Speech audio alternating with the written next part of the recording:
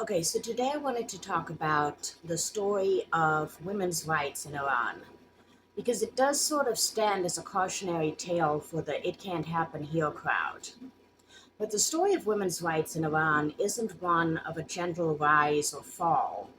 It's a rupture, a story of a violent snap in the country's political spine and the consequences that came afterwards. A nation that once pushed women into universities, courtrooms, and parliament turned almost instantly into a system organized around disciplining them. And if you want to understand why Iranian women have been the engine of every major uprising since 1979, you start there with what they built, what was stripped away, and what they have refused again and again to relinquish. So before the revolution, Iran was a country moving forward unevenly but unmistakably. Iran in the 1960s and 70s was charging at a speed that still startles people who look back on it from now.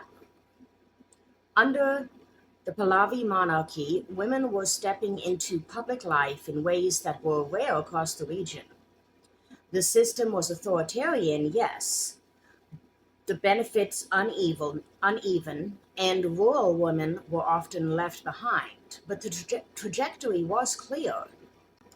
The Family Protection Law of 1967, which was expanded again in 1975, raised the marriage age, restricted polygamy, and strengthened women's divorce and custody rights.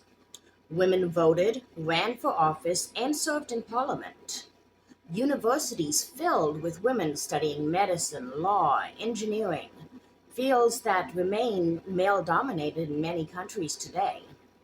And in major cities, women dressed as they chose. Veiling was a personal decision, not a state mandate. These gains weren't theoretical, they were the lived experience of many women in Iran.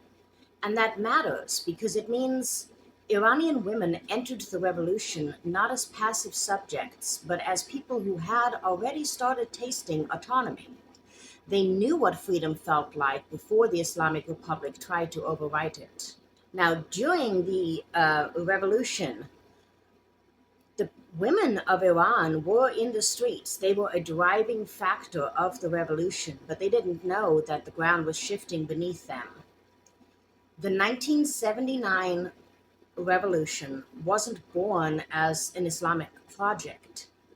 It was a mass revolt. Leftists, students, workers, clerics, secular intellectuals, and women who believed that they were fighting for justice, democracy, or economic dignity. Women marched unveiled. They organized strikes. They filled the streets with a sense of possibility. But revolutions often turn women into symbols before they ever consider them citizens. The moment Ayatollah Khomeini returned from exile, the tone changed. Women's bodies became the terrain on which the new Islamic identity would be drawn.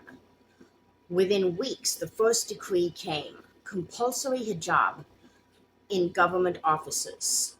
Women responded immediately. Tens of thousands protesting on March 8th, 1979. But the direction was already locked in. The revolution had relied on women's participation, then moved swiftly to curtail their rights as one of its earliest acts of consolidation. That's the betrayal at the heart of it.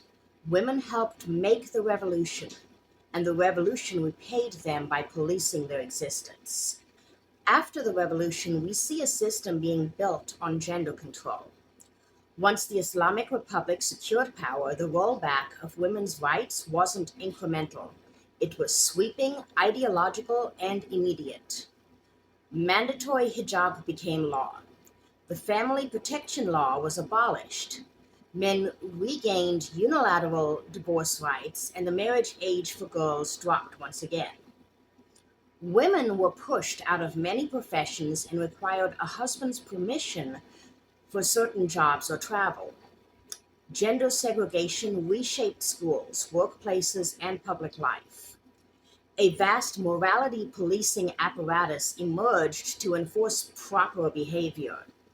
This wasn't about religion in any sort of organic sense, it was about control.